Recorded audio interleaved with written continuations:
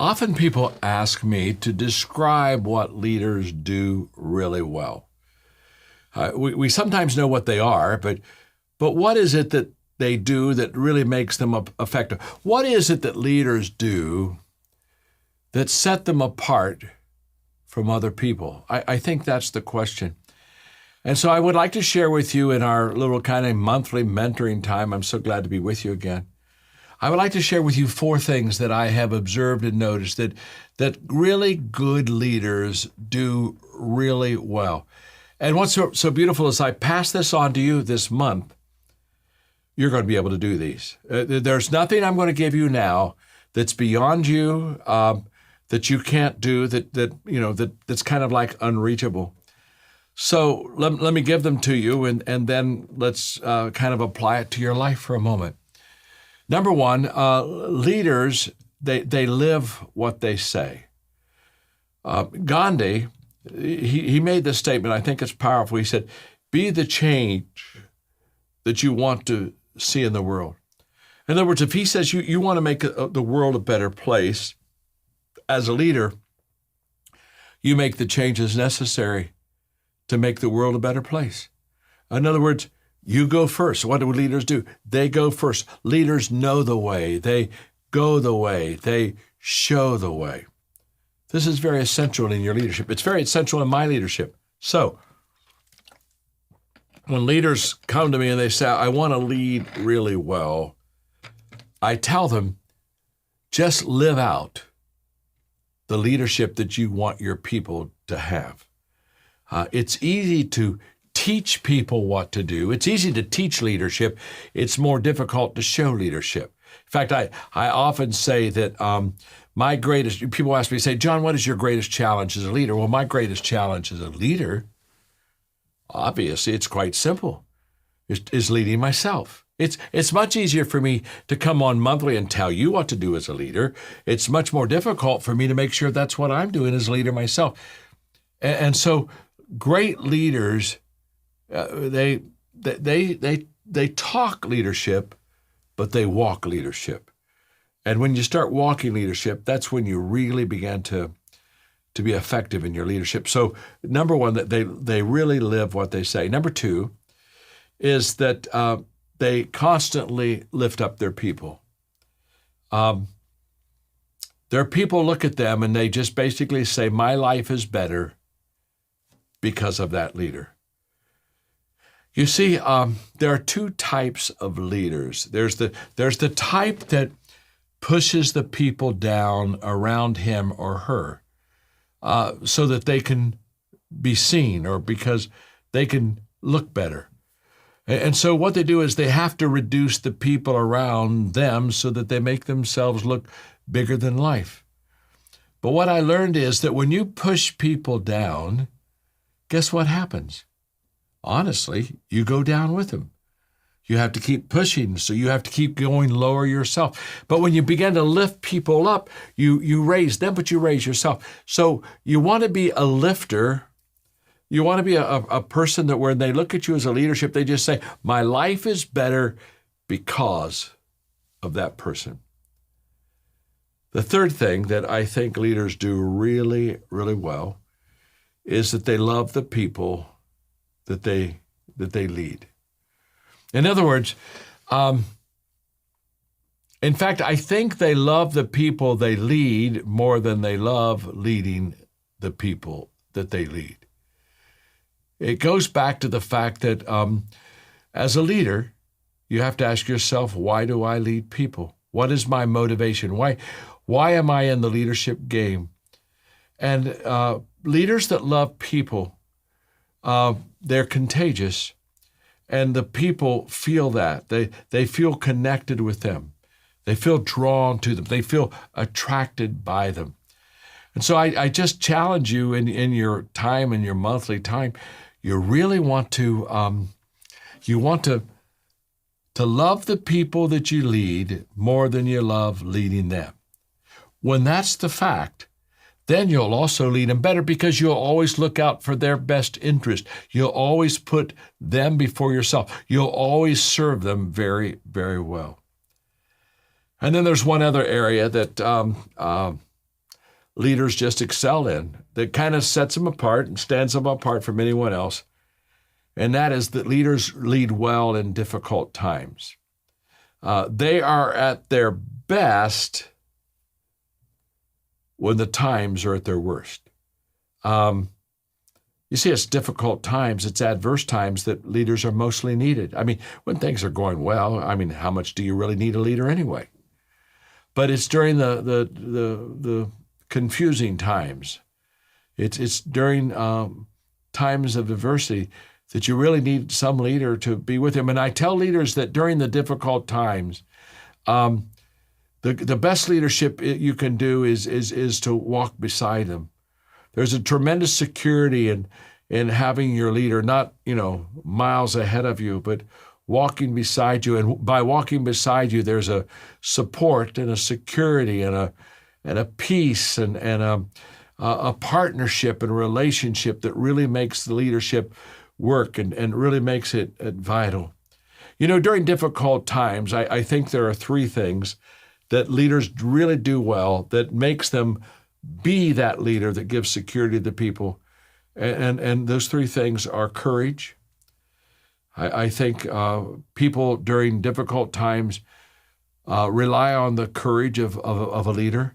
Winston Churchill, during the World War II, when London would be bombed at night, the first thing he would do in the morning when he would literally come out of his bunker is he would go to the bombing spots in London, and he'd have his photographers there, and he would be smoking a cigar, walking among the ruins, waving to the people. And he was basically saying, oh yeah, they knocked down some buildings last night, but it's okay. We're going to make it. We're going to survive. He visually showed courage to the people. I think they need commitment. They need commitment from you that you're not going to leave them, that you're going to hang in there, that you're going to do everything in your power to make sure that they get to the end, that you don't know what tomorrow's going to look like, but you're going to be with them tomorrow. And then I think they need clarity. Not clarity about the future, but clarity about your leadership. The fact that it's an honor to lead them during difficult times, and that it's an honor to experience adversity with them, knowing that it was going to make you both better in that entire process. So as you begin to think about leading well, just think of those four things I shared with you that leaders really do well. They live what they say. They lift up the people around them. They love the people that they lead. And they lead well in difficult times. So for the next month, just look at those four and ask yourself very simply, how well do I do in those areas? And which of the four do I excel in, and which one of the four can I improve in? All right, so you've interviewed countless other successful leaders. You talked a little bit before we started recording about some of the athletes that you have been able to interview and highlight in your career. Maybe you won't even tell a couple of those stories, but what are the common traits or the common practices that you've observed in some of these incredible high-performing individuals? Probably the number one trait that really it would surprise people is that the better they are, the more humble they are. The better they are, the more they realize, the more self-aware they are, and the ability to want to try to continue to grow. We were talking about it before we got started here, that we're sitting here at Willow Creek, and just literally less than 5 miles away, maybe one of the big moments in my career occurred when a gentleman by the name of Walter Payton. Yeah. Walter was the greatest running back and the greatest football player in the history. Sorry for the Green Bay Packer fans that are in here, but greatest football player in the history of the game. Walter was 46 years old, had developed a cancer that was inoperable. He knew it, the world did not. And he called and asked me if I would live with him for the last few weeks of his life to tell his story in a book that we wrote together. You see how nonchalant he says that? He called me and asked me to live with him for a few weeks. Well, some people, favor's not fair. I didn't deserve it, right? Favor isn't always deserved either, right? And but Walter gave me this opportunity, and it was game-changing for me. Because from that moment on, many other people who were very successful in the world believed that if Walter Payton would trust you, I can trust you too. And so sometimes in life, someone gives you a break, someone gives you a chance. And my chance happened not very far from here, which is why when Mark said, which one of these cities do you want to go to? No offense to all the other cities, but I wanted to come home to Chicago. This is it.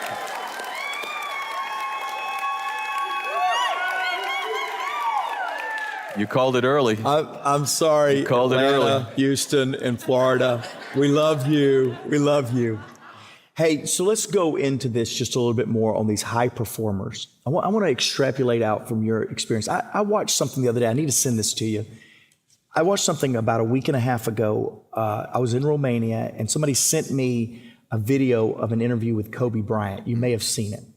And it was 9.5 minutes of brilliance, 9.5 minutes of brilliance. But one of the questions was, what did it feel like when you lost? Without blinking an eye, he said, it excited me. He said, because much of my life, I was one of the top performers. And when I found a game, a person, or an environment that I couldn't beat, it meant that I had more ahead of me that I could win and that I could accomplish. He said, losing was exciting. Isn't that brilliant? It is brilliant, and it's impossible. Most of us mere humans, right, struggle, when we think of how to handle those moments. Right now we're actually doing a book club with the Maxwell team, right? Yeah. Some of you are on it, awesome. And it's based on a book that I did in which I over the course of a career, I've asked 2,500 times some of the greatest champions of our lifetime, if you could name for me the habit that you believe you developed into your daily routine that most changed and made a difference between you and others, what would the habit be? Wow. And the number one answer was that the truly great learn to hate losing more than they love winning. That winning is, as Kobe was saying there, right? Winning is almost what really successful people kind of expect from themselves. Yep. Losing should hurt. Yep. And too many people make excuses when they lose. Too many people have someone to blame when they lose. It's the surface. It's the referee. It's whatever it is. It's not me. The great ones say, guess what? I got to go get better. And when the best are committed to going and getting better, then it's amazing the distance you can put between yourself and others. Staying on this Kobe Bryant video. Yeah, you can give him a hand on that. That was brilliant.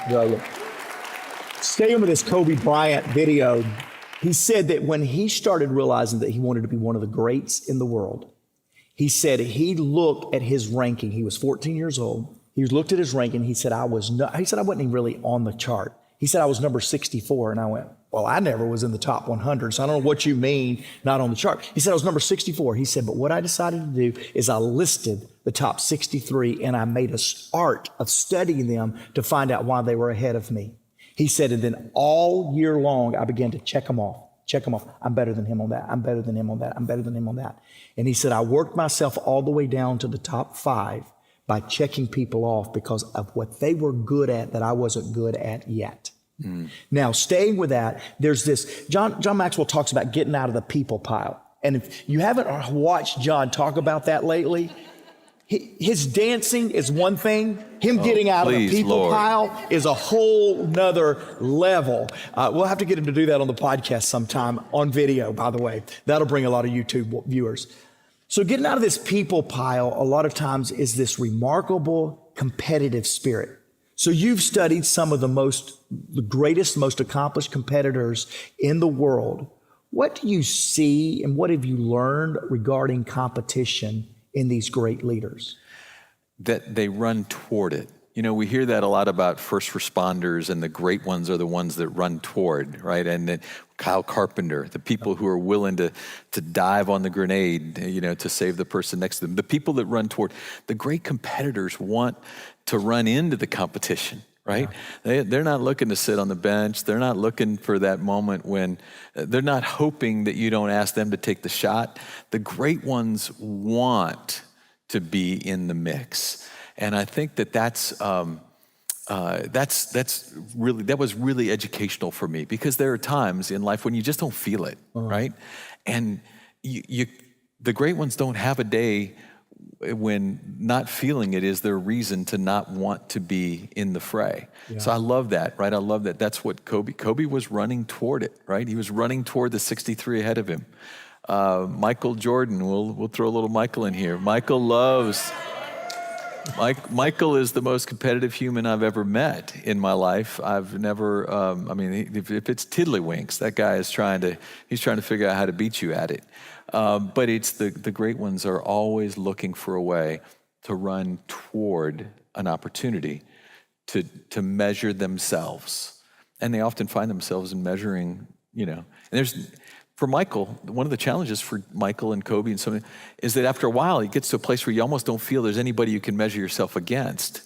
And so then you have to measure yourself against you. And that's it's the daily improvement, right? It's that daily improvement.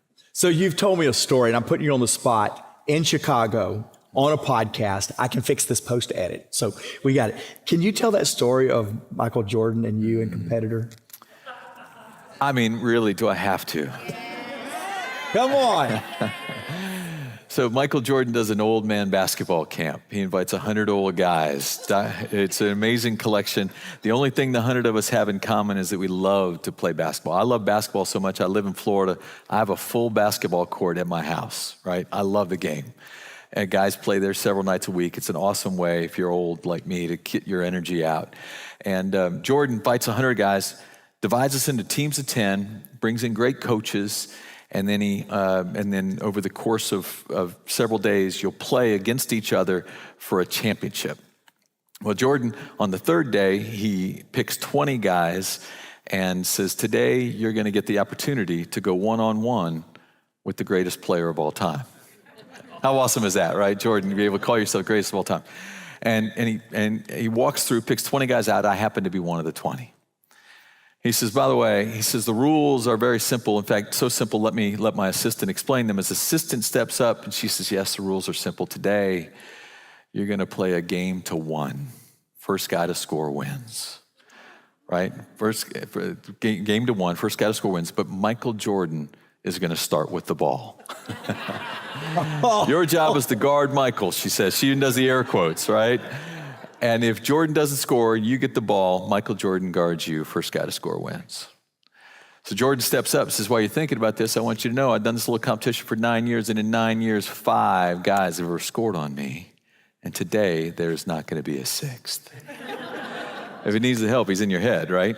Well, 2 guys in front of me, the guy walks up, he goes to guard Michael Jordan, right? He goes to throw his elbow in Jordan's chest, but he only didn't get to his hip because he's not that tall. And Jordan then takes the ball, he ball swipes the guy falls backwards. Jordan, 1 dribble, 2 steps, thunder dunk, pulls the ball out of the net. And as he walks by, our fallen colleague, Jordan, chucks the ball on him. And he says, now you know what it's like to be spanked like a bad child. Right? Greatest trash talker in the history, I'm telling you. History of the game, Michael Jordan, greatest trash talker. 2 guys later comes me, and I decide when I go out there, I'm going to step back and dare Michael Jordan to take a shot from the outside. And there's a picture that we show sometimes when I tell him the story. Michael Jordan's got the ball in his left hand with his right hand. He's calling me out. And he looks at me and he goes, are you really going to give me this shot? And I looked back at Michael and I said, I don't think you have it in you. 100 old guys start laughing, right? Jordan then shakes his head, goes up, takes his shot, and misses. Ball goes wide left. I got the rebound, took it back outside the 3-point line, and Jordan steps out to guard me. And as he's stepping out, I look back and I said, Michael, aren't you going to return the favor? And he said, I know you don't have that shot in you, right? And as Jordan stepped up, I stepped back, and from 26 feet, became the 6th player to ever score on Michael Jordan. And I'm sorry I was forced to tell that story one more time today. But I do when I see Jordan these days at different events, he always says, you still telling that story?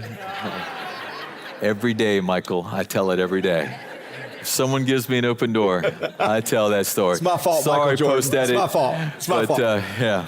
So my second attempt was a reluctant leader. And then John comes after this and says, okay, now that you're leading, leaders see more and say more and feel more than others see. So when did you begin to see more and say more in your own life, and how's that led to where you are today? Yeah, well, when it comes to seeing more, I'll be doing a talk right after this podcast here. And one of those principles in becoming more is that you have to see more, getting that crystal clear vision of what it is that you want. But as I was exposed to a couple different things, as I was exposed to more books, as I was exposed to more videos, as I was exposed to more events and environments, that's when I began to really see, hey, there is more. There's a phrase that I love to say all the time, and it's simply two words: why not? But those words, why not, are simply me looking at something and going, well, why not? Oftentimes we look at something and go, well, why does someone get to do this? Or why can't I have this? And what? But it opens up my mind and opens up my eyes every single time. Doesn't matter what's happening, what it is that I want, what it is that I desire. If I can just answer the question, why not? That really moves me in that direction. So for me, I've always been a visual person of let me see it, sense it, let me get inside the environment and, let it become part of my life. And so it's a principle I believe I picked up very early to become who I am. Well, and I'll tell you this, getting a chance to work alongside you and work alongside John Maxwell, that you get in environments like we have at Maxwell Leadership under John's shadow, and you can't help but lead, right? Yeah. And then, as you know, and you and I have had some side-by-side leadership opportunities to lead through difficult times.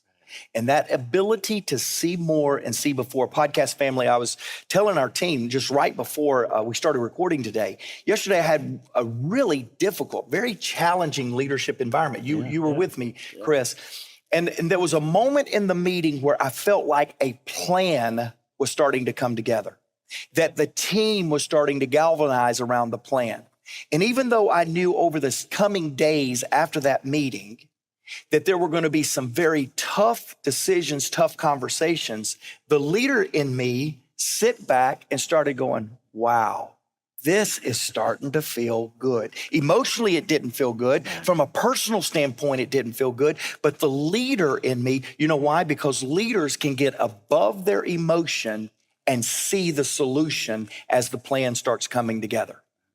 And that is a ticket that I want to extend to all of you going through difficult times. Remember, difficult times reveal you.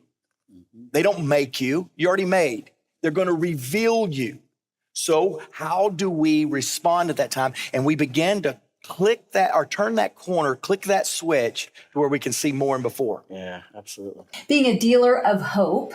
And that kind of leads into number 4, as you're assessing yourself, where he talked about there are 2 ways to face the future from a different mindset. And one is apprehension, and one is anticipation. And John talks so often about how he anticipates. And I know that you anticipate, but for me, this was a big shift because I feel like I had anticipation, but right up to the moment I would start to feel apprehension. And what I found was, and I learned this from John, I learned this from working it through with you, was that I was thinking too much about me and what people were going to think of me. And was I going to deliver it correctly? And how were they going to perceive me? And were they going to believe that I was being sincere enough?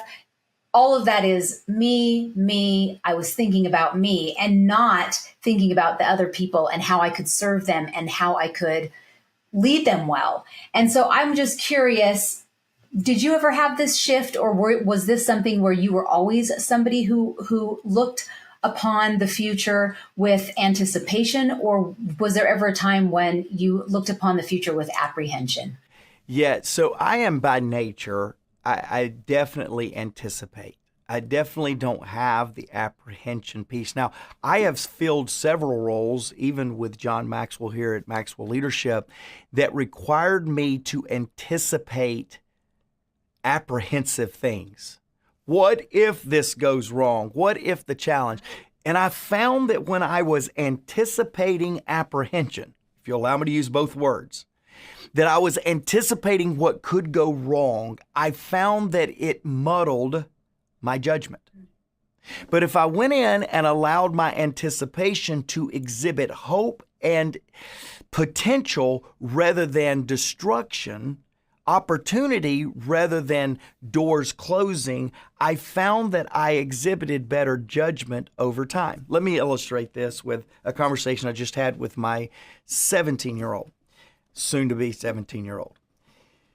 Macy was coming in, and she's really does well in all of her subjects, but let me not be an overdoting dad. She has a couple that she is pretty good at, and she just over a period of time, she is 6, 8, 10, 15 points ahead of a lot of people in her class. Yet when it comes, she's in finishing up 11th grade, starting as a senior in high school. When it comes test time, Macy gets very apprehensive. And what happens is people that she consistently throughout the year scores better than them by double-digit points, they will score equal to her or greater than her on a end-of-the-year exam. So we're talking through that. I said, Macy, what goes on in your head? She said, what goes on in my head is the apprehension of what if I forget something that I remembered, is what if I don't do well? And so we started walking through this, and I said, Macy, what if you took a test with the anticipation that said, this test is going to show what I know. This test is going to be able to demonstrate my knowledge rather than to perhaps demonstrate my ignorance. And she said, Dad, I have never done that with anticipation. I've never taken a test and went, watch what this test does to demonstrate what I know. I've always looked at a test to say, oh my, it terrifies me at what I might not know. And I said, well, I'll tell you what, now it's summer, so we'll see if I can recreate this lesson when it's test time. But it was like a light bulb went on in my 17-year-old's mind when she went, I always look at tests apprehensive at what I don't know rather than anticipating showing what I do know. I think in leadership, many of us stymie or paralyze at best, or at worst maybe, our leadership by being apprehensive when we walk into a difficult situation rather than with anticipation. Because let me tell you this, leadership is only needed in the difficult and in the uncertain. If everything was certain and everything was easy, leaders, you're not needed. It's when things are difficult or things that are uncertain where leadership really is felt and needed. So leaders, here's a suggestion. Quit being apprehensive about the difficulty and start anticipating the difficulty so you can show off your leadership stuff. Go show your leadership and anticipate rather than being apprehensive. That's right. That's right. And it all comes down to choice. It's the same Macy. She knows the same information. It's the same test. It's the same questions. She has the same amount of information, but it's how she approaches it. It's her choice. It's a mindset, and we can do that too. And that leadership, it starts with leading ourselves first. Let's get started.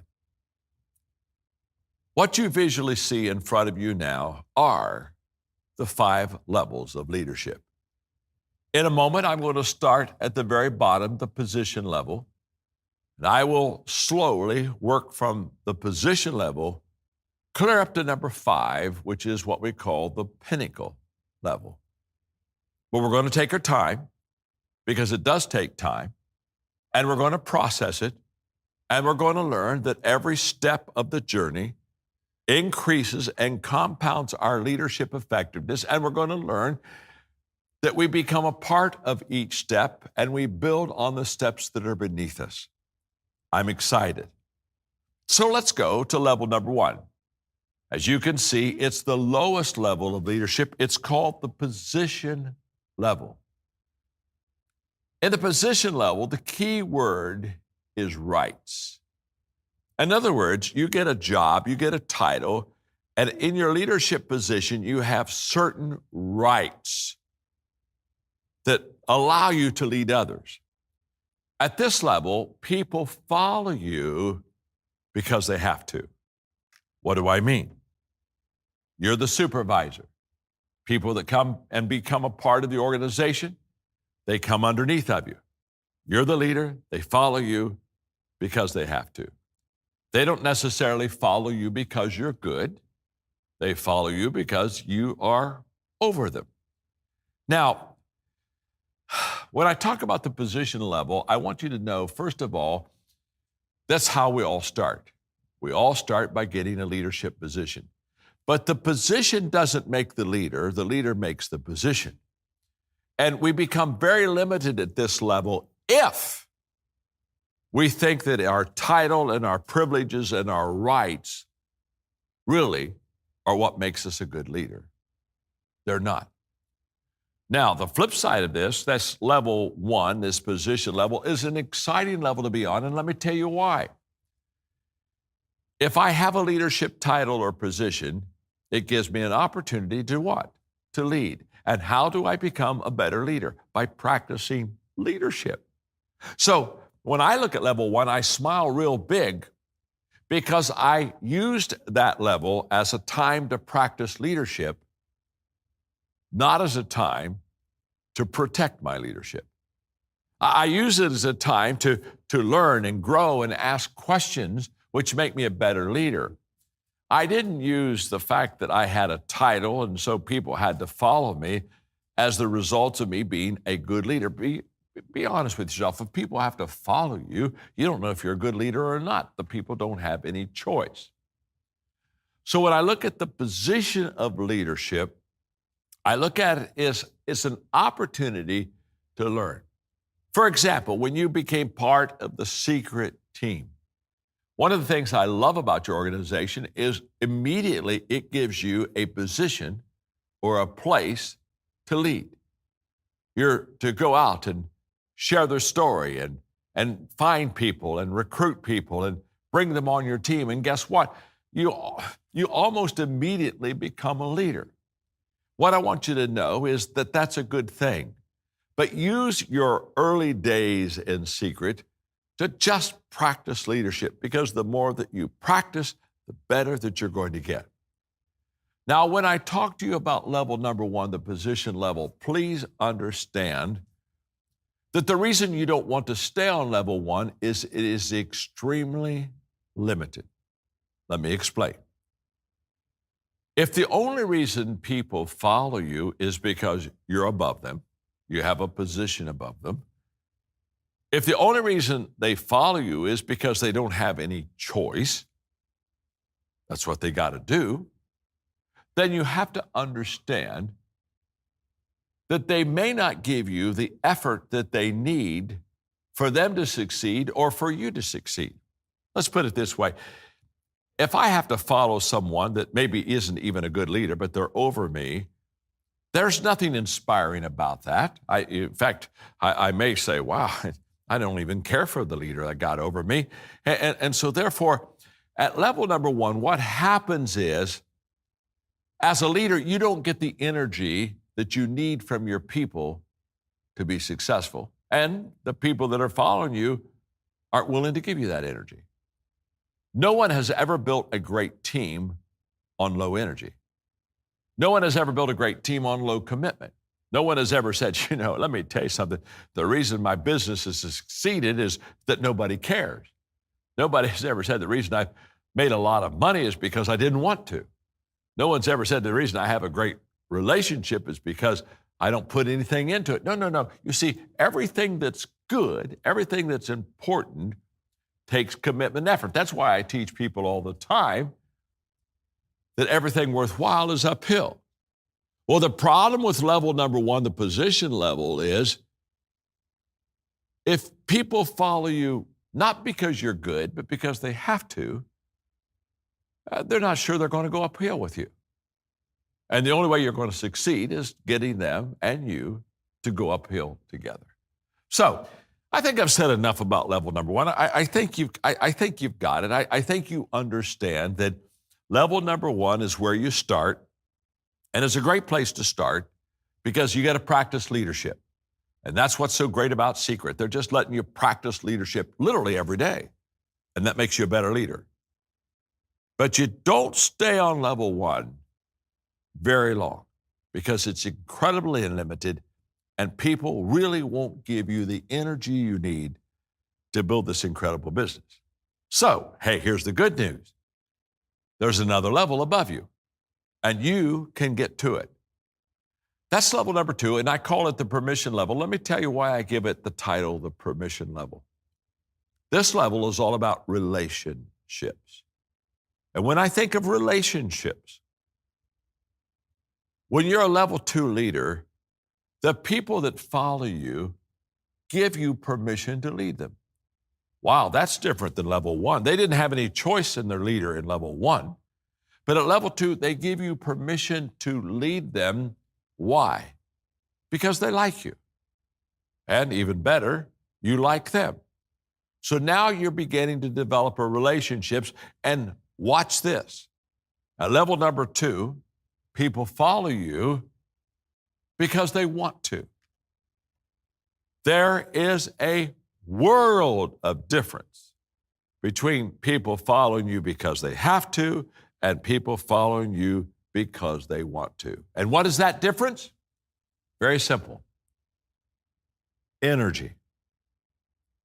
At level number 2, when you grow and develop your leadership to be a permission leader, what you'll find immediately from the people on your team is you get much more energy. Why? Because they like you, you like them, you like being together, you like working together, you like doing projects together, you like taking the hill together. It's all because you like each other.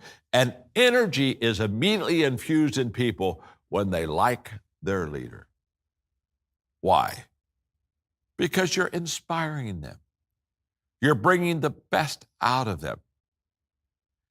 Now, as I talk about level 2, 3, and 4, these middle 3 levels, what I'm going to do is I'm going to share with you at each level so that we can be practical, so that you can have some good, tangible things to kind of put your hands on.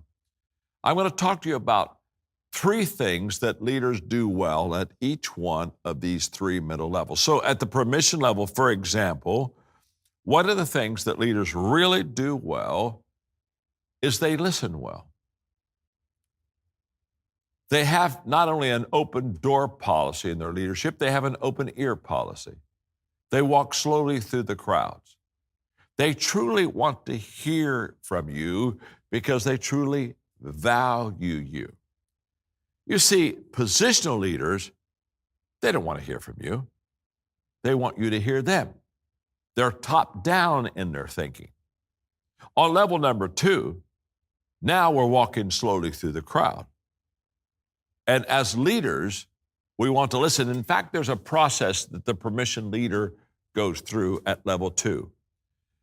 They basically, they listen, they learn, and only then do they lead. You see, they have no desire just to tell you what to do. They have a desire to find you, to know where you are. This relationship level is all about me asking you questions, me understanding you, me caring for who you are and what you want to do, and listening to your dreams and understanding your motivations. And it's all about relationships. And this begins to strengthen not only the bond between the leader and the team, but it heightens the energy level. I can share with you without any doubt that listening really helps you to be a strong relational leader. When I was a young leader, sadly, I didn't listen very well. In fact, it was a eureka moment for me when one day one of my staff members said, "John, you don't listen well." And I began to realize I had a blind spot there. And I was, as a young leader, I was full of passion and vision and direction. And I was always telling people where I wanted them to go and when we wanted to go and get on the leadership train. And I was all directional. And over the years, I've learned that instead of giving directions, I ought to be asking questions. Level 2 permission leaders, that's what they do. They're asking questions, they're building relationships, and they're increasing that energy. So, a level 2 leader, they listen well. Secondly, they observe well. They watch their people. And by the way, they can watch their people because they're with their people. And as they watch, as they listen, they begin to see really who the people are that are on their team. Let me explain that. You see, if you just listen to people, they may tell you what they want you to hear. But when you watch and observe people, you're going to find out really quickly if their actions back up their words. You see, their words are a statement of what they want to become, but their actions underline that statement. Or if their actions match their words, then their actions underline the statement. And if the actions don't match their words, their actions cross out that statement. Wow, that's huge. So either my actions are underlining what I'm saying, or they're crossing out what I'm saying. And level 2 leaders understand that, so they watch their team players. It's like Coach Wooden, who was my mentor for so many years, the greatest coach in college basketball, 10 national championships, voted by Sports Illustrated the greatest coach of the last century. And Coach Wooden would look at his ball players and he would say, "Don't tell me what you're going to do. Show me what you're going to do." A level 2 permission relationship leader watches the actions of the people, and it's their actions that determines how he or she leads them, not their words. I lead my people based upon what they do, not based upon what they say. There's one other quality of a permission leader that I need to share with you quickly. Is they not only listen well and they not only observe well, but the third thing they do is they serve well. And this is a major difference between levels 2 and 1. If I'm a level 1 position leader, I don't serve at all. You serve me. I'm over you. You take care of me. That position totally turns around at level 2. At level 2, I serve you. I add value to you. I do everything in my power to lift up you. It's the spirit, the attitude that takes a person and gives them what I call serving actions.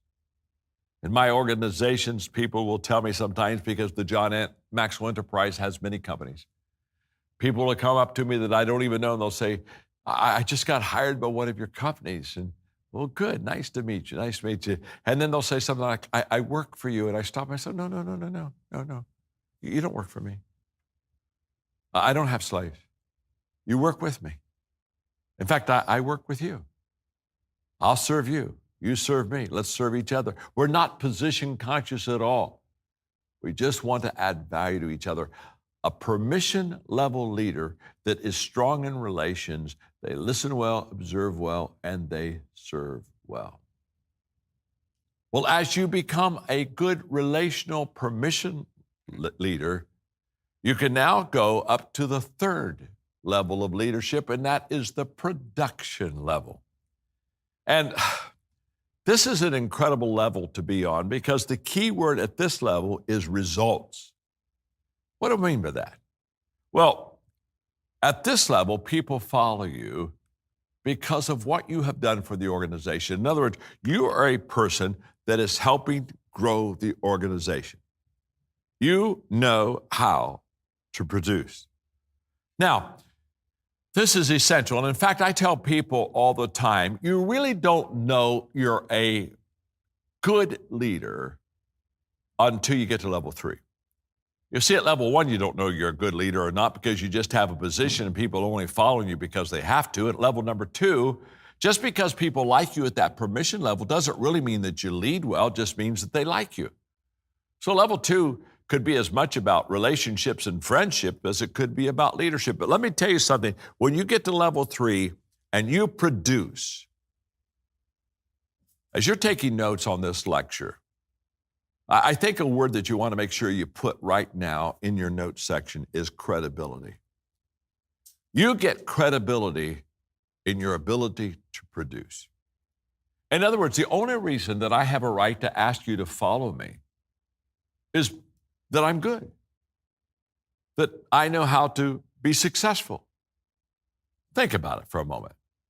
You shouldn't follow me because I have tenure in an organization and I have had a lot of experience. You shouldn't follow me because I have a title. I mean, no one ever followed a title to success. Nobody ever followed somebody that's been in the company a long time and hasn't produced a success. You see, people do what people see. If I produce, you begin to see that success in my life, which now begins to be contagious because I cannot give to you what I don't have. So if I can't produce, I can't train you to produce, won't work. So level 3, I tell people all the time when they say, I want to be a leader, John, I want to really be a good leader. I said, it's very simple, produce. Produce results. If you can have growth in your team and in your organization, you will be a level 3 leader. And not only will you be a level 3 leader, everybody will want to follow you. See, at level 2, they want to be around you, but level number 3, they want to be like you. Because now you're helping people to go to an entirely new level. And at level number 3, the production level, there are 3 things, just like at the permission level, there are 3 things that production leaders do very well. Number 1, they lead by example. Production leaders absolutely know how to show people what to do. Their favorite words are, follow me.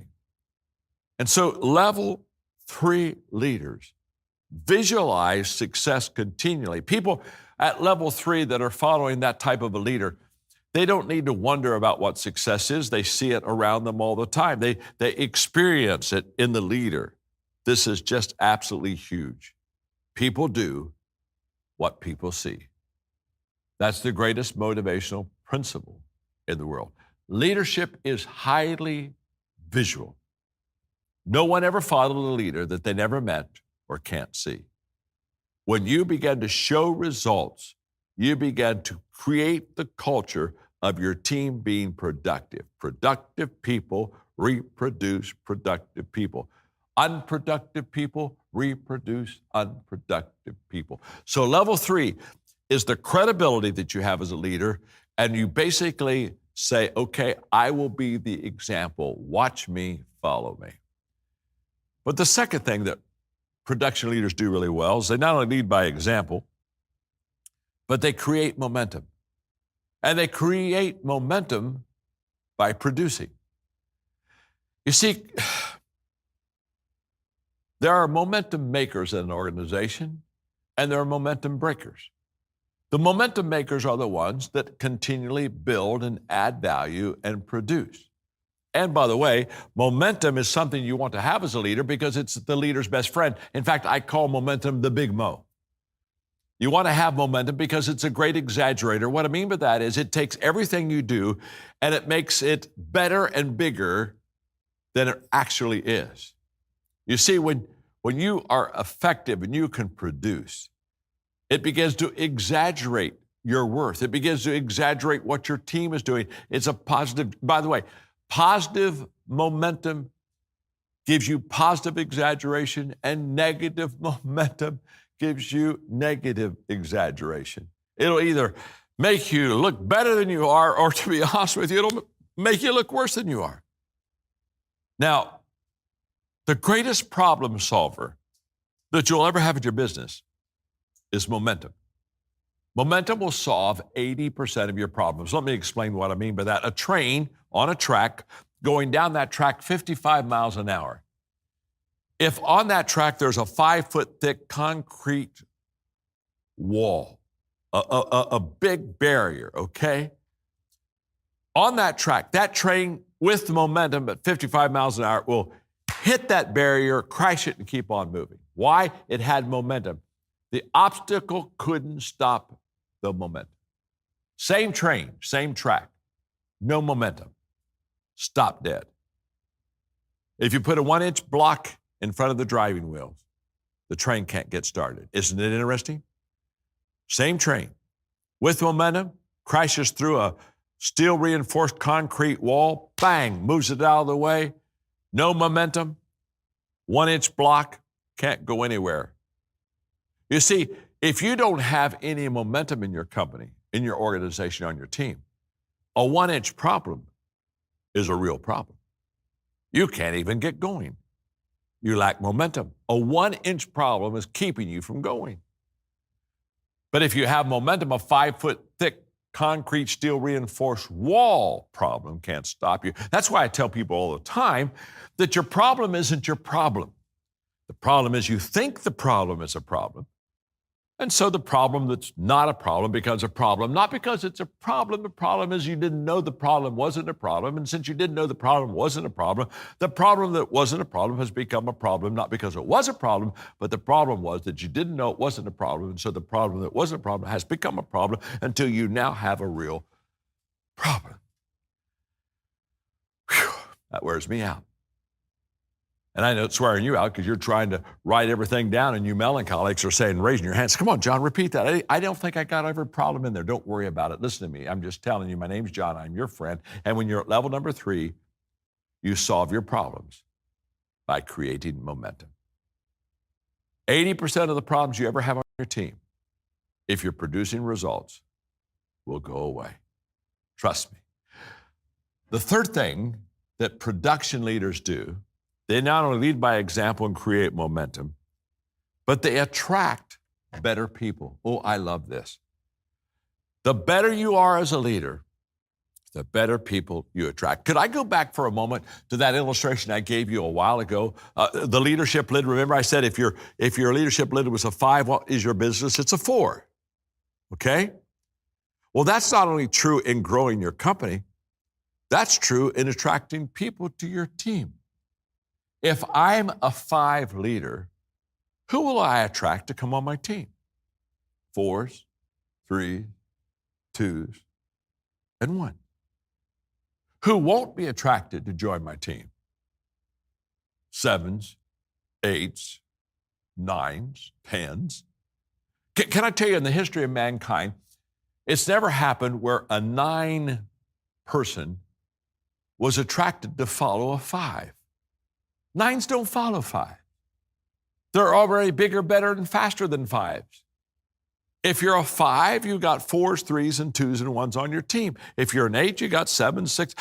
Trust me, one of the reasons you want to get better as a leader is the moment that you get better as a leader and better as a producer, guess what? If you're a better producer, who do you attract? You attract better producers to you. Like begets like. We don't attract who we want. We attract who we are. That's absolutely huge. Well, I think we need to go over here quickly to level number 4 because it gets pretty exciting here, and I love it. So let's go up here to level number 4, which is the people development level. And the key word here is reproduction. At this level, people follow you because of what you have done for them personally. Now, my goal in life as a leadership teacher is to get you to level 4. I know there are 5 levels of leadership, but my goal is to get you to level 4. If you get to level 4, let me just say real quickly, level 5 will take care of itself. Level 4 is where I want to get you, and here's why. If level 3 gives you credibility to lead because you produce results, level 4 compounds, that's a good word for you, compounds, multiplies everything you do in leadership. In other words, level 3 you add, level 4 you multiply. It's at level 4 that you really set yourself apart from everyone else in the organization because now you're multiplying. And at level 4 leaders do 3 things very well. They recruit very well. Now, why do they recruit very well? I've already said we attract who we are, not who we want. They have the ability to attract better people. And guess what? If you attract better people, you equip better people and you get better. The second thing that leaders do on the people development 4th level is they also position their people well. They know how to place people to get the highest return out of their life. And the third one, I'm rushing to the third one because I don't want to miss it because it's so important, is that they not only recruit well and position well, at level number 4, they equip people well. Wow. You see, if I could literally come off this screen and come into your life, I would really ask you 2 questions that will determine your success at Secret. The first question I would ask you is this: what are you doing to develop yourself? If you want to develop yourself as a leader better, I would encourage you to pick up my book, Developing the Leader Within You 2.0. But the second question I would ask you is, what are you doing to develop the people around you? In fact, my latest leadership book, The Leader's Greatest Return, is all about how you develop other leaders. Now, the way you develop leaders around you is by equipping them, and there's a 5-step process to equipping them that if you will engage in, I promise you it will bring you success. And by the way, I know how to equip people. I have a nonprofit organization that has equipped 5 million leaders in every country of the world. We're the largest equipping organization in the world. And there's a simple 5-step process that if you'll do this at Secret, trust me, you will begin to multiply your success. The 5 steps, step 1, I do it. Now, that has nothing to do with equipping. It just has everything to do with the credibility to equip. We've already talked about it. Step 2, I do it. You're with me. The power of proximity. You're watching me. You're observing and learning from me. People do what people see. This is a wonderful stage of equipping. It's a visual closeness, the power of proximity. Stage 3 is you do it and I'm with you. After you've watched me and asked a lot of questions and learned, I say, okay, it's time for you to practice. And I begin to coach you. I begin to tweak you. This is where great growth happens. The greatest growth in the equipping process happens in stage 3 because you're getting to practice, and I'm there to make sure that you not only practice, but you practice right. Stage 4 is you do it. Now, most organizations stop with stage 4.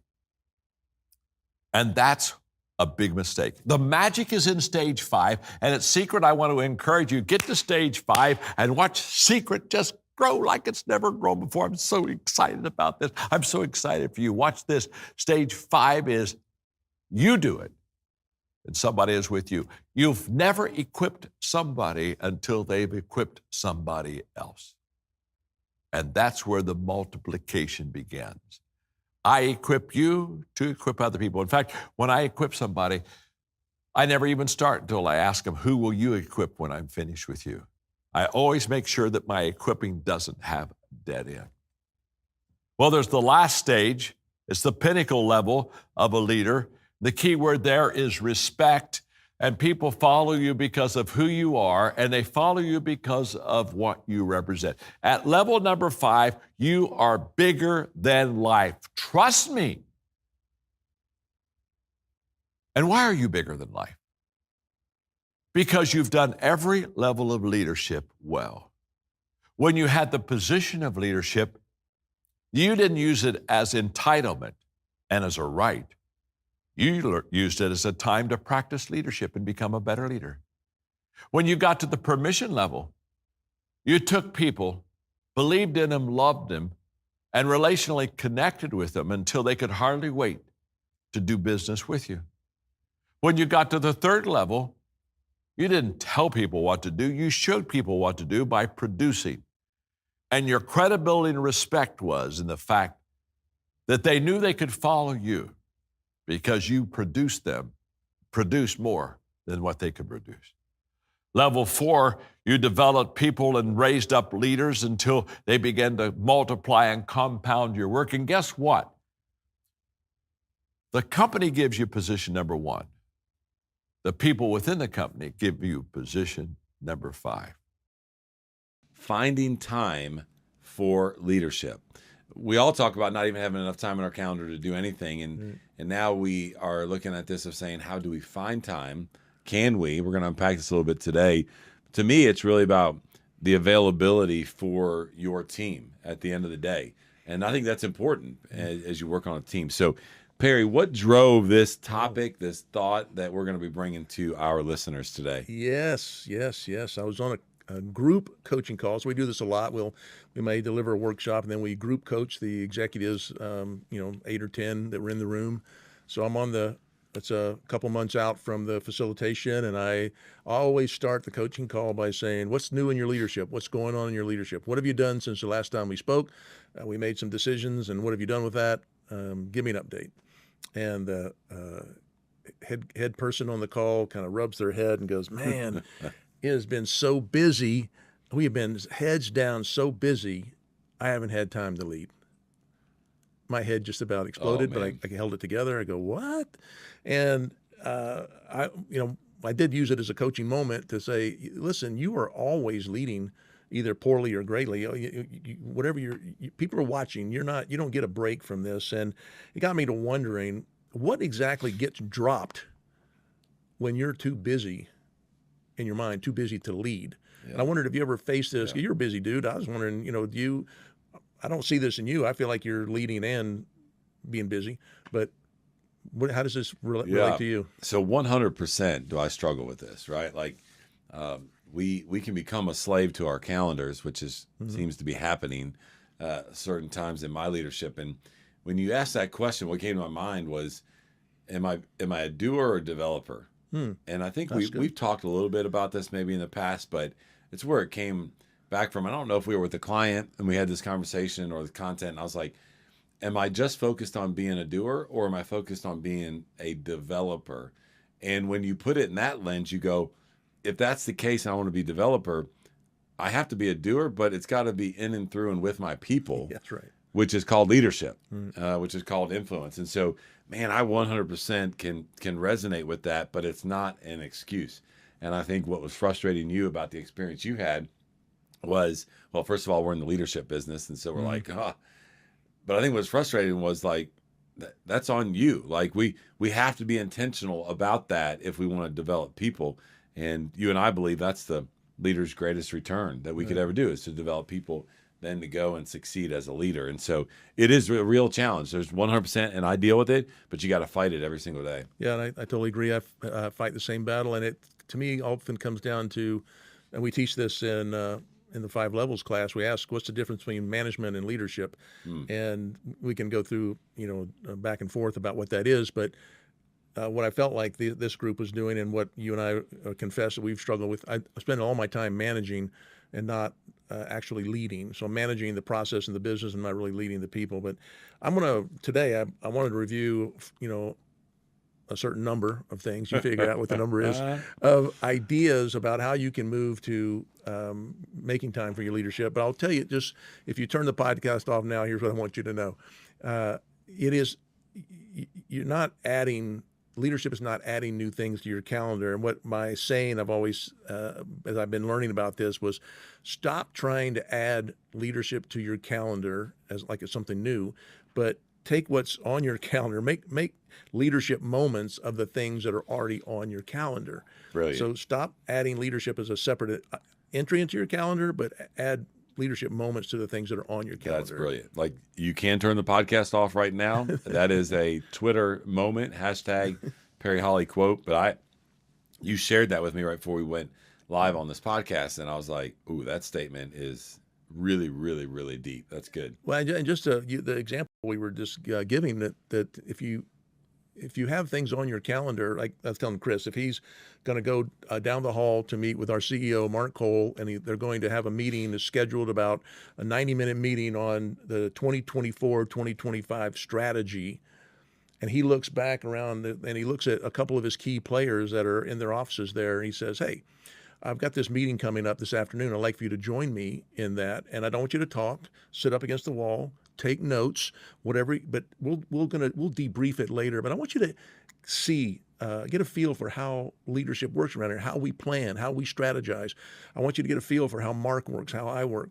And what you're doing there is you had an event on your calendar, a 90-minute call, and now you just made it a leadership moment by a leadership development moment or a strategy development. You gave there's a lot of benefit in doing that. Now, you can't invite everybody to every meeting. Right. There's a lot of meetings that are private. You can't do that. But I'm just finding that I had a leader that did this once, and it really struck me odd that he didn't miss everything on his calendar. He kind of looked at, even lunch sometimes. He said, hey, come join me for lunch. I want to talk about your career. Okay, that's a leadership moment.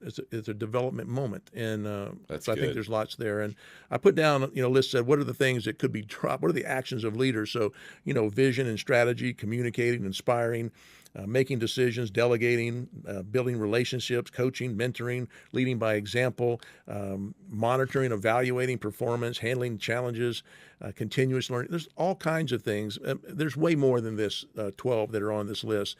But what do you think gets dropped when you don't have time for leadership? Well, I'm a little concerned because I was excited about we might have the number 5 in this lesson, but you started off with 12 points. I'm not sure where you're going with this, but I just was trying to mess with you. You might have to listen to see if 5 shows up. But I think it's interesting. I do think this is a list of 12.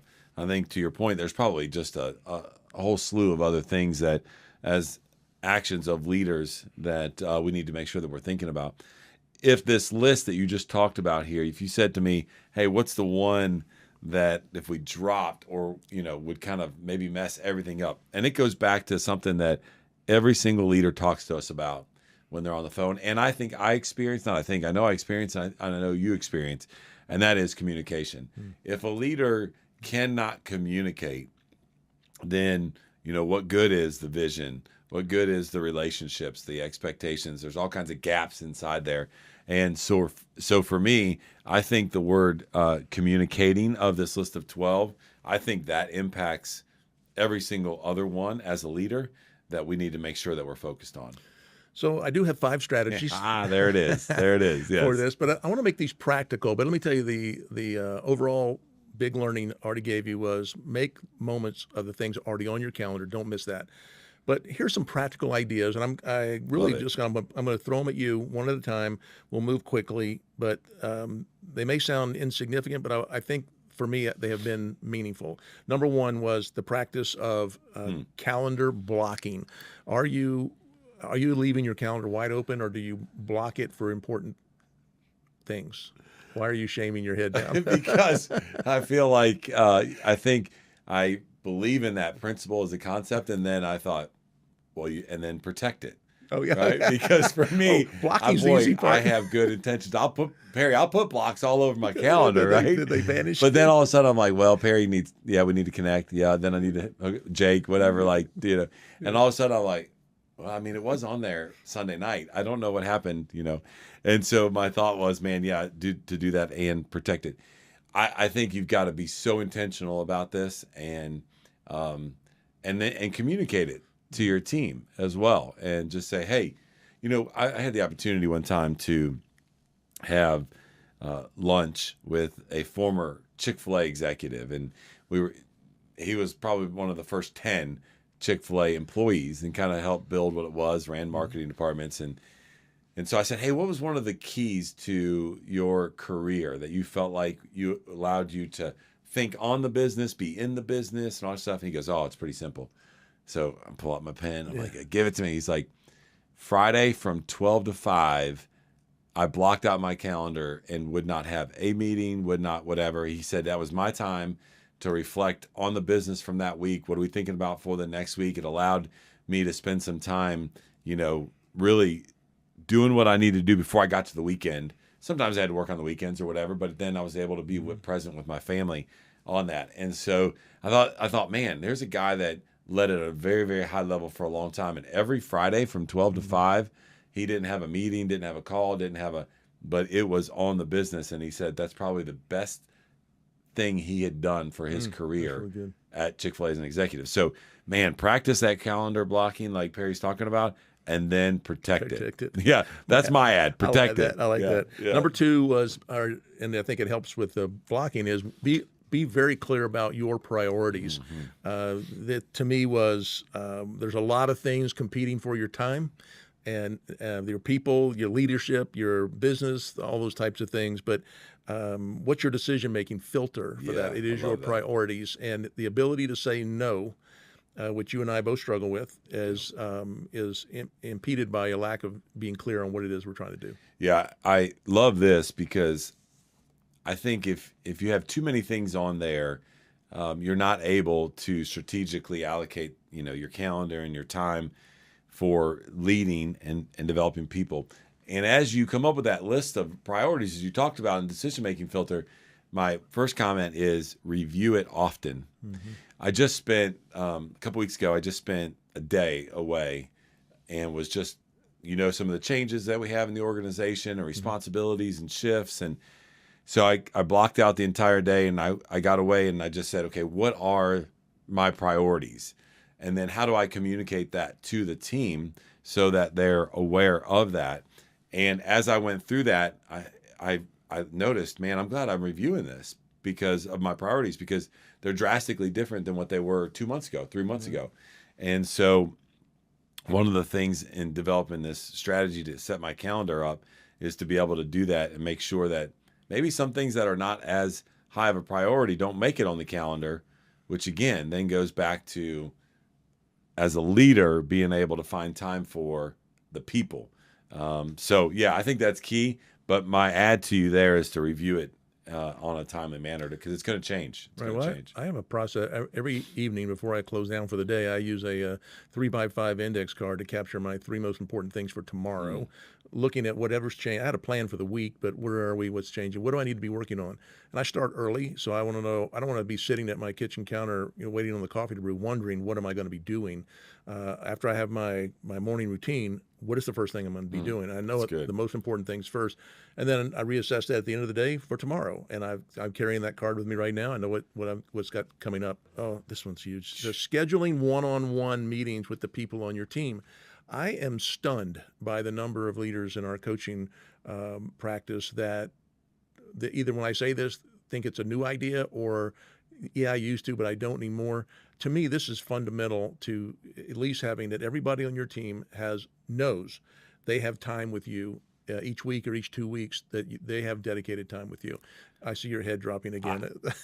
I'm with you. I can't believe how many men and women that are leading people that don't have regular one-on-ones. It doesn't have to be every week, and it doesn't have to be an hour and a half long. It simply could be that it's every other week, it's 30 minutes, it's the agenda about them. How in the world can you lead an organization or a team that the direction you want it to go in if you're not having, regular one-on-ones? I was working with a close friend of mine who has a small organization that he's building, and the structure of his leadership team grew faster than what the organization grew. And as we saw the organization growing, he came to me and he's like, I feel like we're a little off target. We're a little off. And I was like, well, how often are you meeting with your key leaders? He goes, I leave that to my general manager. What? I'm like, wait a minute. We're not running a $100 billion business where you have different tiers of leadership. Like, you got to be having one-on-ones. And so I think even if you bring that down to a very small team, they will capture your heart, the vision, the strategy, if you're having these. And so I don't know how people can go about not having this at least twice a month with their team. Yeah, I won't go back to the 12 that I listed things on leadership, but a lot of the 12 can be compensated in that 30-minute one-on-one where you let people know you see them, you know them, you listen to them. It's just fantastic. And I know the last thing you're looking for is to attend another meeting. I know how you feel about meetings. But, I mean, you have to have these. These are critical. That one I like because it helps me stay connected. Yeah. Don't get into me in meetings. Yeah. Number 4, John would call it walk slowly among the people. I'm old enough to know that it was called practice MBWA, management by walking around. But I don't have time to walk around, I hear you saying. Find creative ways to get out and walk through the office, walk through the plant. What if your team is remote? How do you walk among the team when it's remote? Might be scheduling those one-on-ones, might be catching a few minutes of how you're doing. What are your thoughts on MBWA?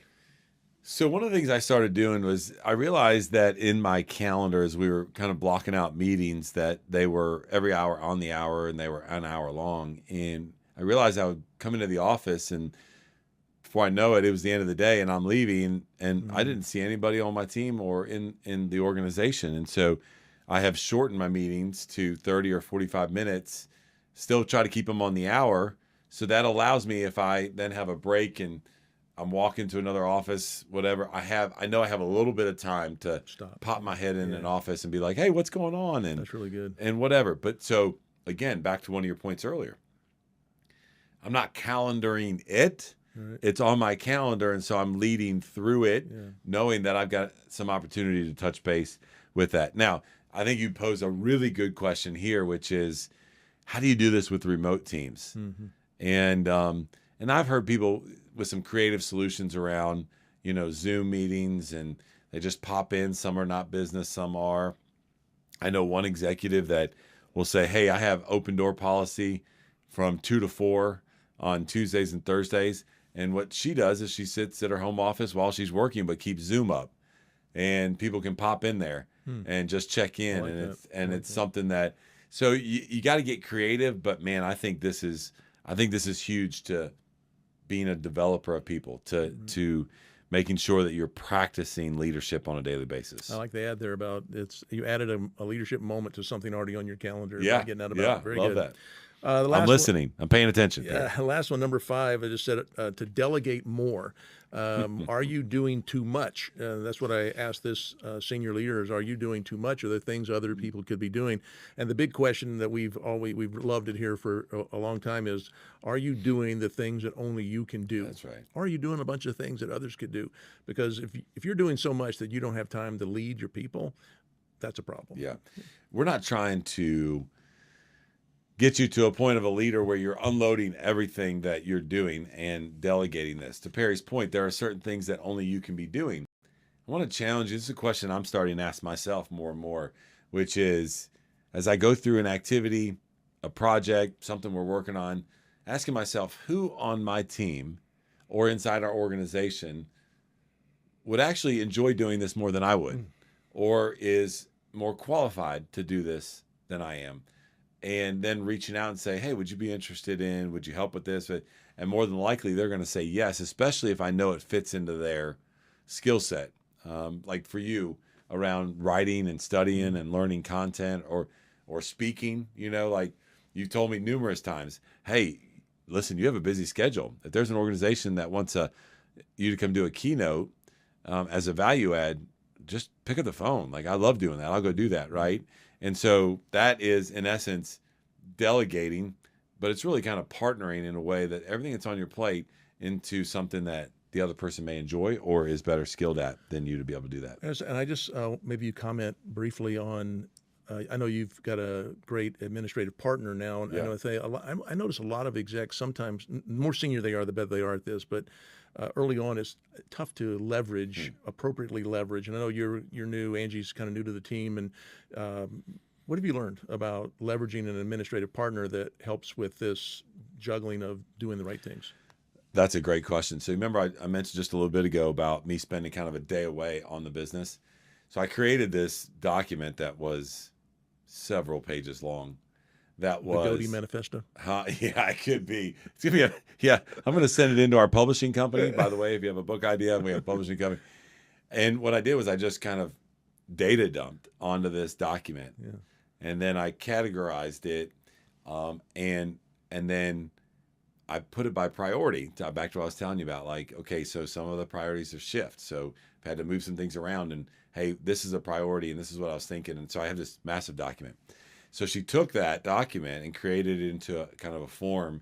And now we're going through and she's saying, okay, when does this need to be completed? Who can help you with this project? What does that look like? How can I take that off your plate?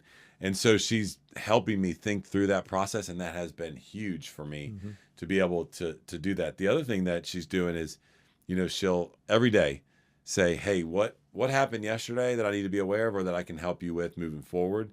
Because then she'll hear me talk about it and she'll be like, don't you think Perry could probably help us do that a little bit quicker than maybe you could, and better, by the way?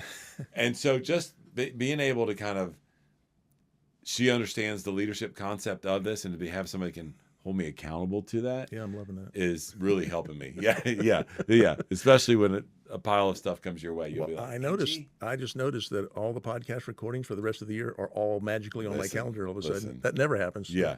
There are a lot of things that people are like, Cody, what's going on? No, but it's important when you're talking about not having time for things, are you appropriately leveraging your administrative partners to hold you accountable? 100%. I love that. So. Yeah, 100%. Well, as we wrap up, let me come back to the 5 things that Perry brought to us, not the 12. We'll stay with 12. Although, as you do wrap up, I want you to rephrase that quote that you led with, because I think it's just so powerful for us as leaders. But as we wrap up, here's what we talked about. If you want to get to a place to where you have the ability to find time for leadership, if that's really what we're going to stay with, we want to make sure that when you have a busy calendar, you're thinking about a couple of things. Practice calendar blocking and then protect it. Number 2, be clear about what your priorities are. So what gets put on the calendar is in the rank of your priorities. Number 3, schedule your one-on-ones with your team, with your people. Management by walking around is number 4. And then the last one that we just talked about is, how do you delegate more? And not just to delegate. You heard Perry and I talk a little bit, bantering back and forth. It's more than just saying, I have a to-do, so I'm going to give it to dumb. That's dumping, not delegating. To dump on somebody else. Right. Yeah. It's much deeper than that. Yeah, good. Well, thank you for joining. And the quote was that stop trying to add leadership items to your calendar. Make leadership moments of the things that are already on your calendar. So good. If you can do that, you're off to a great start. So what does it take for a leader to be brave enough or wise enough to surround themselves with people who are honest and truthful as they are pursuing their dream? Well, I think it's to be honest first. I think it's to be willing to go first in the area of honesty. I just had it's so funny because I just had a series of meetings, and one of the people in the meeting was really giving me a very dismal report, just a really challenging, in my opinion, discouraging report. And I looked at this leader and I said, hey, can I ask you a question? Is your attempt here to level set me, to discourage me, or to encourage me? And I said, you may have a 4th option. I don't know, but that's the 3 that comes to mind. Level set me, discourage me, or encourage me. And the leader sat back for a moment and went, I think it was to discourage you because I feel discouraged right now.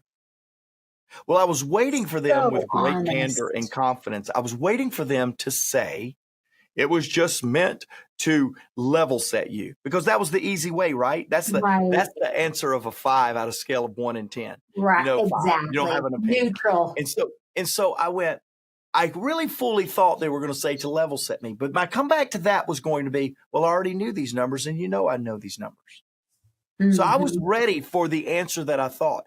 When this person says, I think it was discourage you because I discourage you, I'm going to tell you what happened, Tracy.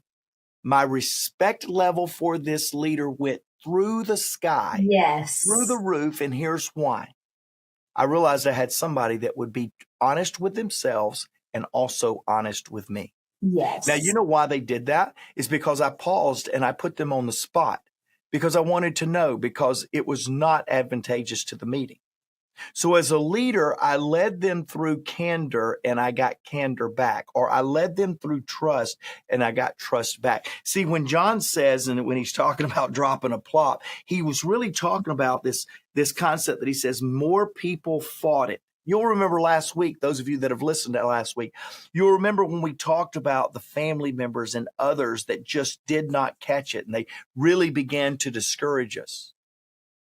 What John's saying here is, no, it's gone beyond it. You've already got it. You've got it. But guess what? People are not happy that you got it.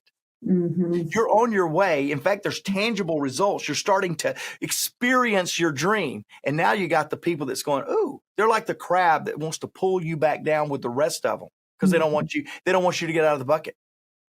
So you've got a little bit of experience, and rather than surrounding yourself with people that are excited for you, it's people that fly over and plop on you because why? I don't know. So ask them. hey, why are you raining on my parade right now? Yeah. What are you trying to accomplish? And I have found the people that will respond well to that, I can trust them. I didn't, when this leader told me that, I was like, are you hearing what you're saying? You're trying to discourage me. I didn't go, man, you got to be kidding me. You're discouraged. I'm discouraged. I went, no. I said, thank you for telling me that. Now let's get encouraged together. Right. The leader came up to me. In fact, I was a little late here, Tracy, to the recording today. The leader came up to me after, says, I don't think I have ever been handled so well when I was feeling discouraged and I wanted somebody else to be discouraged with me. I will do better next time. I said, touchdown. Yeah. Because of a candid conversation with somebody that was absolutely raining on my parade. I found out why. And then they too wanted to change that and fix that and become better themselves. Why I love stories and why we are fleshing out and adding stories to these lessons. This lesson, again, is very similar, other than the plop story. These don't have really application. These are unique stories or lessons for John in that they don't come with applications. John is such an application guy. And so we are fleshing out these stories. Why I love this story that you just told is because we have all been you and we have all been the other person in your story. And every person listening can identify with, hey, sometimes when we feel bad, it's annoying when someone is upbeat and positive and we're looking through negative goggles. And so sometimes, that hurting people hurt people. That's when we become that person. And it's so wonderful when someone handles us in a way or relates with us in a way that helps us to rise, which is what you did. And I think that's the lesson in that story right there is we can do that rather than be put out. You could have been put out and annoyed with that person on your team. You could have pulled rank as the boss. You could have said, we don't have that kind of attitude in our team meetings. We don't have that, please don't bring that here or whatever. But you handled that person with honesty and transparency, which gave them the freedom to be honest and transparent. So then that to me is a lesson of what kind of leader are we being that we allow our team members to be open and transparent when they're feeling not so great when they show up to a team meeting, when ideally they should be positive. So thank you for sharing that because discouragement is catchy, but so encouragement can be catchy too.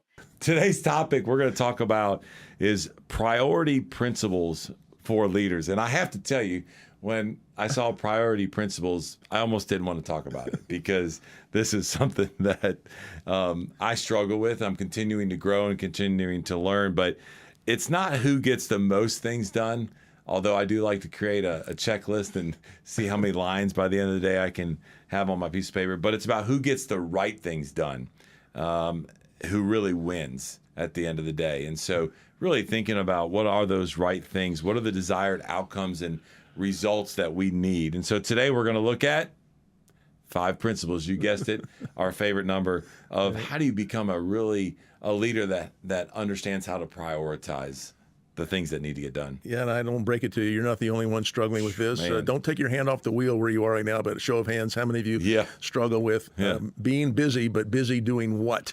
That was my little motto for years. Perry, I know you're busy, but busy doing what? Because it's almost like an honor badge now that we get by being busy. We want everybody to know how busy we are, but am I actually working on important things? And I get done at the end of the day. I said I had a very busy day. I got a lot done. Did any of it matter? Not one thing. But I got a lot done. I want to get the right things done. So that's where I thought we'd look at some of this again from some of John's teaching that really resonated with me. I've been applying it. I'm teaching it a lot. We're doing a lot of leaders asking for help in coaching on how to manage time. They usually say time management, but it really is priority management and knowing what your priorities are and working those. Yeah, because we all know that we can't manage time. It's going to happen, but you can lead your priorities in the right way. So let's talk about these priority principles that we have for you today. Number 1, working smarter has a higher return than working harder. And again, you may go, well, that makes sense. I understand that. But I think when we begin to think about what we're doing and what we need to accomplish as a leader, and we begin to go this way and begin to work smarter, it implies that we're becoming more efficient. We're becoming more effective versus just putting in more time. Now, you and I will roll up our sleeves. And we were talking about before we started recording today about well, I mean, I just got to leave, a couple hours early. I got to leave the night before. I'm going to work harder. I'm going to do whatever. That may not be the best thing as a leader, depending on what the priority is. And I think if we think about optimizing our workflow, if we think about focusing on the highest return of some of the things we need to get done, could we be leveraging technology? Jake was just talking to us a little bit before we started about one of the things that he's been able to take off your plate, that you can then rearrange your priorities because of some technology that he is using. Versus if we don't go that route, the age-old burnout, which we've heard a lot of people talk about this. I think when you get down that road, and if you're not doing this, you're just going to get diminishing returns as a leader. And ultimately, it's about balance. That's extremely hard. As I sit here and smile at you for those that aren't on YouTube watching us talk about balance. But man, we really need to continue to think about, as a leader, are we working smart? Did you just say I was being replaced by technology? Well, I didn't want to tell you that, but Jake and I, we're going to get there. This was just the first thing. Yeah. Okay. But there are things, right, that are coming out and about that we can use and leverage, not replace. I don't think it'll ever replace the human element of what we do. That doesn't make me feel any better. Yeah. This working smarter makes me think about big rocks first. And Stephen Covey's great lesson around if you're filling your time with the pebbles and the stones, you can't get the big rocks done. So figure out what your big rocks are, what your priorities are, and do those first, and then fill in around that with what's left. Number 2 was an interesting. There's a statement. You can't have it all, and if you're like us, you say, what? Why not? Why not? What was that about? Yes, it's easy to go into the day, to the week, to the month to think I'm going to get it all done, and it just doesn't happen that way. So if you're trying to get everything done, if everything's a priority, then nothing's a priority. So figuring out what are, and there's all kind of methodologies for doing this, that just practically looking at what you need to get done in a week or a month, and saying, what are my top A priorities? And what would be secondary, a B priority? And then what would be a C? And I never do a B before I finish my A's. I never do a C before I finish my B's. Will I ever get to my C's? Perhaps not. If I'm still working on A's and then B's, I may not get to those. But I know what the next ones are, but I don't jump to them to do that. And for me, this is really about saying I'm probably not going to get it all done. Work is going to expand to fill all the time I give it. So let's just figure out what needs to be done and get that most important stuff done, and don't worry about all of it. Leaders, you know better than anyone that growth is essential if you want to make tomorrow better than today. But fitting growth into your calendar takes intentionality and self-discipline. So let Maxwell Leadership help make your growth achievable. You're invited to join thousands of worldwide leaders in using the Maxwell Leadership Growth Plan. The Maxwell Leadership Growth Plan provides you with convenient and easy to implement leadership resources, including video lessons from John Maxwell, all at your fingertips. Available in our Maxwell Leadership app or online, you'll be coached by many well-known leadership experts that will help you achieve your growth goals. You can even listen to this podcast right there in the app. Check it out for free today at growth.maxwellleadership.com. That's growth.maxwellleadership.com. I love what you're saying. I went through an exercise a couple weeks ago where I listed out everything that I had on my mind and every kind of project that we're working on and what's going on. And then I went through and I ranked them on paper and categorized them, to your point, and by priority, because I do want to accomplish it all. As an achiever, you're like, hey, I can get all of this done. And that's not realistic.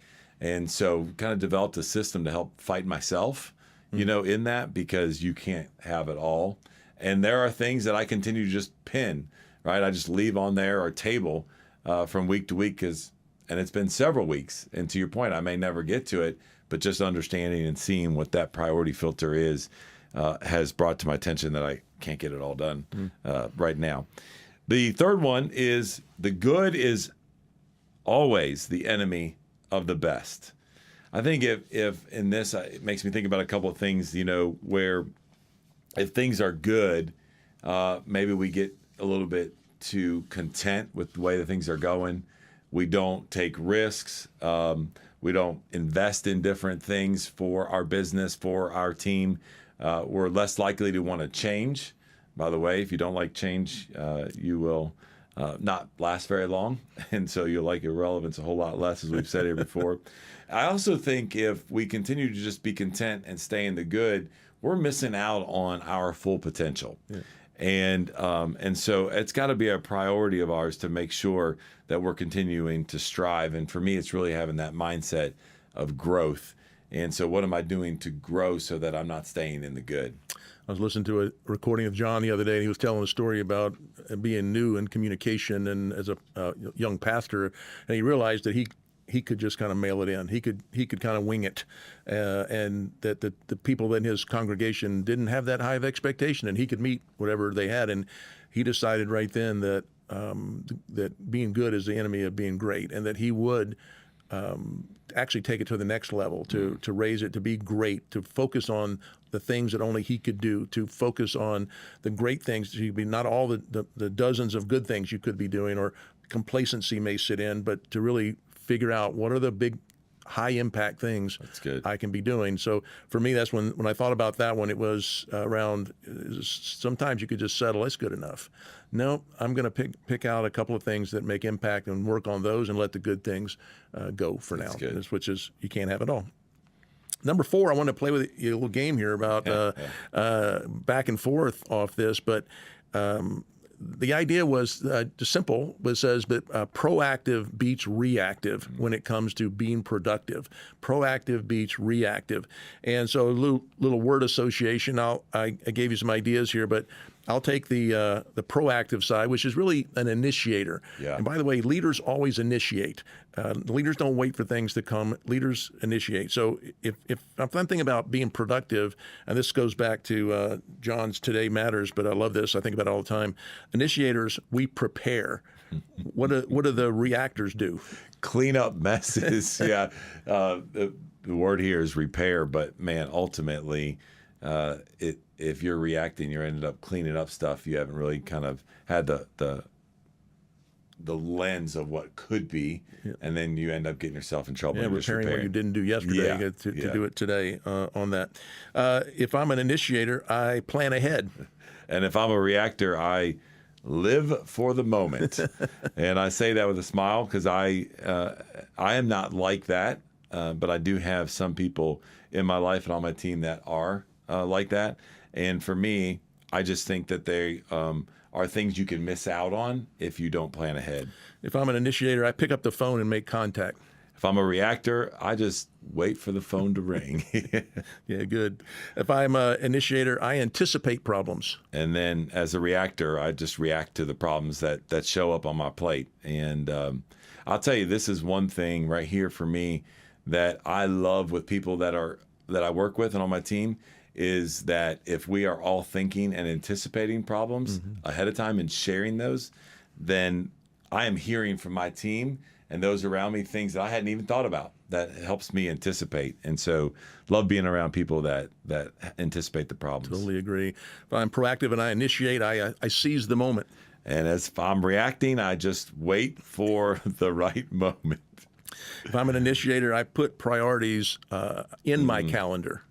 And if I react, I put others' requests in their calendars. Talk a little bit about this one from your lens. Yeah, that you're you put the request in your calendar. It should read, but you're people come and make a request of you. You start scheduling your time and putting things out versus putting my priorities in my calendar first. Yeah, like even just thinking about this podcast, right? Like one of the things, this is a priority to us, and we have some team around us that helps us with this. And one of the things that we wanted to initiate was, hey, we've got to make this a priority. We've got to get this on our calendar. And so we have it calendar out all the way for the whole year so that we know that we can make sure that this is a priority and it's in our calendar and we don't allow other things to detract from it. Love that. Initiators, I would invest time in people. And as a reactor, I would spend time with people. This right here stands out to me in regards to level 4 influence. We talk about at level 4, what are you doing to develop people personally and professionally? And it's not just about spending time with them. You begin to develop people when you invest time in them. And it's just it's a different mindset. I love that too. I think the same thing is that when I'm in those precious one-on-one moments, when you have time with people, are you just spending time, talking about menial things, or are you actually investing time and talking about meaningful things? Yep. And finally, if I'm an initiator, I choose. And as a reactor, I lose. So I love that. And I love that we kind of shared that. And that'll be in the learner's guide that you can download and see that chart there. That's from John. Well, number 5 is we want to talk about the important needs to take precedent over the urgent. And obviously this leads right into the Eisenhower matrix that we're all very familiar with. If not, take a look at that. And that is where we talk about, hey, the important and the urgent, the not important and the not urgent. And what is on your plate? What priorities do you have? And where does it fall in that bucket? And I would encourage you not only to do this as an individual, but to do this with your team. The purpose of the content we bring with you is to help you lead and develop your team and that team cohesive. This is a great exercise to have your team walk through, where everybody's putting things that they're on the board and which category does it fall into? Because, hey, there's a couple of things that may need to be eliminated off that. And it's probably one of the biggest challenges I see in this topic of being productive is we spend all the time in the urgent and important quadrant, the upper left, and not in the upper right, which is not urgent but important, is where most of your productivity is going to happen. And I just had a huge coaching call yesterday with someone who had not really ever thought about this. But and I'll probably do a podcast in the future about this dastardly little quadrant there called not important, but urgent. It's urgent, but not important. And I just noticed that a lot of people think everything that if it's urgent, it has to be important. And it starts to distract you from the things that really are important. We talk about working above the line. So at the top of that line, there is both important and urgent, important and not urgent. Below the line is not important and urgent, not important and not urgent. So below the line, everything's not important. Above the line, everything's important. How much time are you spending above the line? That's good. If I looked at your calendar and what you did today, what you're planning to do tomorrow, would it be above the line things? It's huge productivity gain if you can work above the line.